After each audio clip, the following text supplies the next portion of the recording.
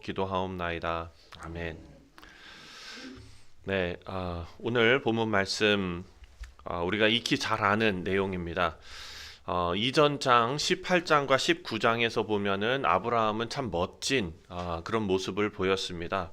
온 땅의 재판장 하나님께서 재판장으로서 정의와 공의를 행하셔야 되지 않습니까? 이렇게 위대한 믿음을 보였던 그런 아브라함의 모습입니다. 그런데 오늘 20장에 딱 들어와서 다시 두려움에 사로잡힙니다. 그리고 아내를 한 번도 아니죠. 두 번. 예. 사례한테 많이 혼났어야 되는데 예. 한 번도 아니고 두 번이나 그런 일을 했습니다. 그럼에도 불구하고 하나님께서 이 이야기를 그대로 성경에 쓰게 하시고 또 하나님의 신실하신 은혜가 어떤 은혜인지를 우리에게 더 선명하게 보여주고 있습니다. 오늘 본문으로 들어가면 1절 말씀에 보니까 아브라함이 네겝으로 내려갔다. 그랄에 거류했다. 이렇게 말합니다. 한마디로 아직도 아브라함은 어떤 땅에 정착하지 못한 상태였다라는 것을 알 수 있습니다.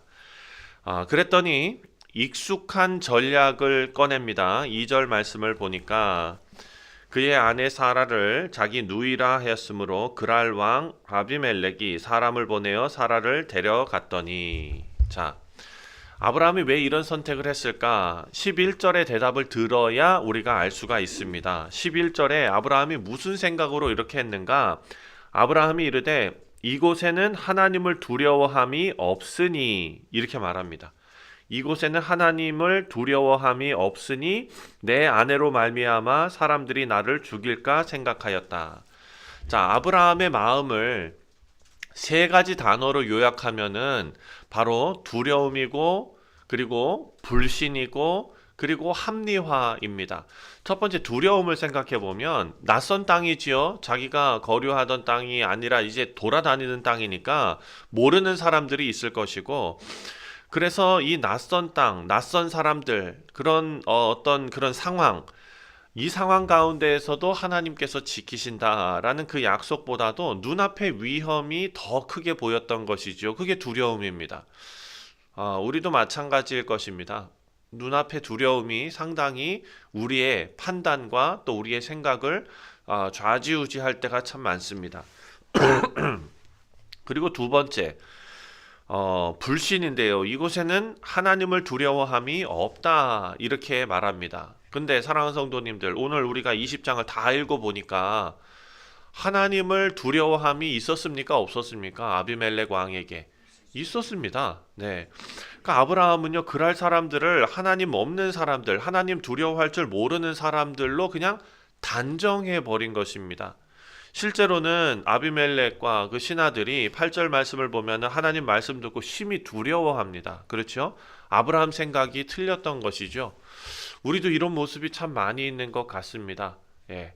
어떤 사람을 또 어떤 상황을 또 어떤 것을 우리가 쉽게 판단해 버리는 거죠. 내 신앙, 내 생각 이걸로 꽉 차서 다른 사람을 그냥 불신하는 그렇게 단정하는 그런 오류에 빠질 때가 있다는 것입니다. 그리고 세 번째로 보니까 12절 말씀에 뭐라고 얘기합니까? 그는 정말 내 누이다. 그렇지만 정말 내 아내잖아요. 그렇죠? 예, 자기 자신의 거짓을 정당화하는 거지요. 그리고 13절에 보니까 이 거짓말은 오래전부터 준비된 전략이었다라고 고백을 하고 있습니다. 언약을 받은 이후에도 믿음의 길을 오래 걸은 후에도 여전히 두려움 속에서 옛 습관 속에 돌아갈 수 있는 그런 존재가 사람이다라는 것이죠. 사랑하는 성도님들, 우리가 더 날 것도 없고 또 아브라함이 더 날 것도 없습니다. 인간은 그냥 이런 존재이다라는 것을 성경에서 계속 우리에게 말하고 있습니다. 그래서 우리가 이 말씀 묵상하면서 위로가 되는 것은 나는 왜 같은 실수를 계속 반복할까? 나는 왜 어제 회개한 죄를 오늘 또 이렇게 저지를까? 이런 자책이 우리 어깨를 짓누를 때가 참 많습니다. 그런데 성경은 우리에게 위로하며 말하기를 언약 백성이라고 해서 흔들리지 않는 사람이 아니다. 동시에 흔들리는 자리에서라도 하나님께서 우리를 포기하지 않으신다. 그러니까 믿음이 강한 사람이나 믿음이 연약한 사람이나 매 한 가지로 하나님의 은혜가 필요한 사람이다라는 것을 우리에게 알려주고 있습니다. 두 번째로 하나님께서 그랄 왕 아비멜렉을 막으시는 장면입니다. 3절 말씀을 보니까 그 밤에 하나님이 아비멜렉에게 현몽하시고 그에게 이르시되 내가 데려간 이 여인으로 말미암아 내가 죽으리니 그는 남편이 있는 여자임이라. 하나님께서 언약을 지키시기 위해서 지금 아비멜렉의 죄를 미리 막고 계신다라는 것을 볼 수 있습니다. 6절 말씀에 하나님께서 이렇게 하신 이유가 6절에 하나님이 꿈에 또 그에게 이르시되 내가 온전한 마음으로 이렇게 한 줄을 나도 알았으므로 너를 막아 내게 범죄하지 아니하게 하였나니 여인에게 가까이 하지 못하게 함이 이 때문이니라. 자, 아비멜렉이 도덕적으로 훌륭해서가 아니라 하나님께서 막으셨기 때문에 이 일이 벌어지지 않은 것입니다. 하나님께서 왜 이렇게까지 하십니까? 우리가 내일 묵상할 말씀이지만 21장에 가서 사라에게서 이삭이 태어나야 되기 때문입니다. 하나님의 약속의 씨를 지키기 위해서 사라의 태를, 사라의 몸을 철저하게 하나님께서 보호하십니다. 자, 우리가 아브라함이 애굽에 내려갔을 때도 충분히 배우지 않았습니까? 하나님께서 지금 아브라함은 잠깐 옆에다 놔두시고 누구를 보호하십니까? 사라를 보호하십니다. 그 이유가 그 안에서 하나님의 약속의 씨가 태어나기 때문이지요. 우리 인생에서도 사랑하는 성도님들, 우리가 알지 못하는 사이에 하나님께서 이미 막으신 일들이 얼마나 많겠습니까? 그렇죠. 네. 우리가 아는 것도 많지만 아유 참 이거는 이렇게 했으면 큰일 날 뻔했어. 하나님께서 다 막으셨어. 이렇게 알고 있는 것도 참 많고 간증도 많이 하시잖아요. 그런데 사랑하는 성도님들, 그것은 빙산의 일각. 그 밑에 우리가 깨닫지 못하는 하나님의 섭리와 하나님의 일들이 얼마나 많을까를 한번 생각해 봤으면 좋겠습니다. 내가 그때 그 선택을 안 한 것, 어떤 관계가 이상하게 끊어진 것, 어떤 길이 애매하게 막힌 것, 다 돌아보면은 하나님께서 보이지 않게 우리 가운데 역사하셔서 하나님께서 이미 끊어주신 그런 일일 수 있다라는 것입니다. 하나님께서는 그렇지만 죄를 가볍게 여기지 않으십니다. 7절 말씀을 보니까 이제 그 사람의 아내를 돌려보내라. 그는 선지자라. 그가 너를 위하여 기도하리니 내가 살려니와 내가 돌려보내지 아니하면 너와 내게 속한 자가 다 반드시 죽을 줄 알지니라. 자, 실제로 18절 말씀을 보면 여호와께서 아비멜렉 이 왕에게 아브라함의 아내 사레의 일로 아비멜렉의 집의 모든 태를 닫으셨다, 이렇게 기록해 놓고 있습니다. 솔직히 아비멜렉은 좀 불쌍합니다. 몰라서 당한 건데, 그래서 저지른 실수인데, 그럼에도 불구하고 하나님께서는 그 아비멜렉 왕의 태를 다 닫으신 거예요. 그렇죠? 성경을 읽을 때 우리가 추측은 하면 안 되는데, 18절 말씀을 보면서 하나님께서 왜 굳이 이렇게까지 하셨을까? 이것은 하나님께서 죄를 심각하게 보시는 것 아닐까? 이런 생각도 들지만, 사레에게서 하나님의 언약의 씨가 태어나야 되는데, 하나님께서 이것이 부정당할 모든 일들, 모든 근거들을 하나님께서 다 원천봉쇄하고 계신다라고도 생각할 수 있습니다.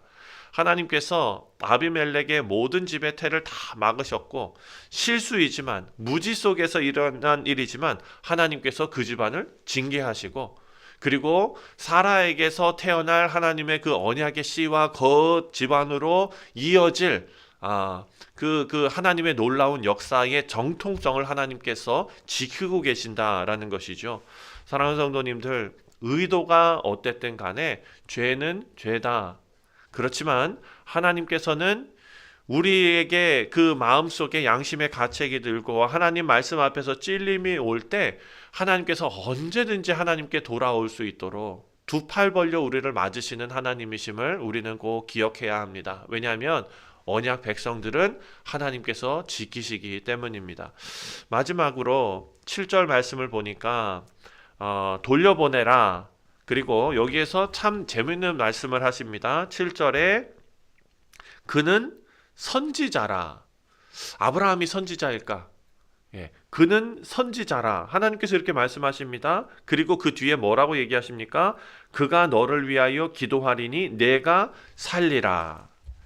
자, 아브라함이 어떤 실수를 저질렀는지 하나님께서는 잘 알고 계시죠. 그렇지만 하나님께서 뭐라고 얘기하시냐면 그 그랄 왕에게 그는 선지자다. 아브라함은 선지자다. 아브라함이 너를 위해서 기도할 것이다. 그리고 17절에 어떻게 됩니까? 17절에 아브라함이 기도했습니다. 아브라함이 하나님께 기도하매 하나님이 아비멜렉과 그의 아내와 여종을 치료하사 출산하게 하셨으니. 자, 이게 참 재밌다고 제가 표현한 이유가 뭐냐면 속인 사람이 속은 사람을 위해 기도하는 장면입니다. 그렇죠? 예. 병 주고 약 주고. 예. 보통 이렇게 생각합니다. 내가 이렇게 실패했는데 어떻게 하나님께서 나를 쓰시겠는가? 자책하면서 우리는 이런 생각에 빠지겠죠. 내가 이런 죄가 있는데 누구를 위해서 내가 기도할 수 있겠는가? 자격이 없지. 왜냐하면 이런 것은 우리가 너무 많은 얘기를 들었기 때문입니다. 세상 사람들이 그 교회 다니는 사람이 그렇게 일을 해? 교회 다니는 사람이 그런 일을 해? 그런 말을 해? 이런 얘기를 많이 듣다 보니까 우리는 그 말들이 우리 마음속에 그냥 이렇게 담겨져 있다 보니까 우리가 은혜로 구원받은 죄인이다라는 사실을 자꾸 잊어버리게 되는 것 같습니다. 하나님께서는 그렇게 일하지 않으십니다. 아브라함의 실패가, 아브라함의 실수가, 아브라함의 부족함이 하나님께서 아브라함을 부르셨다라는 것을 취소하지 못한다라는 것입니다. 오히려 아브라함이 이 실패의 깊은 이 경험을 통해서 하나님의 더 깊은 사랑과 깊은 은혜를 체험하고 또 더 깊은 중보의 자리로 나아갈 수 있도록 부르신다라는 것을 알 수 있습니다. 사랑하는 성도님들, 오늘 우리가 기억해야 할 것은 그럼에도 쓰시는 하나님의 은혜입니다. 그럼에도 쓰시는 하나님의 은혜.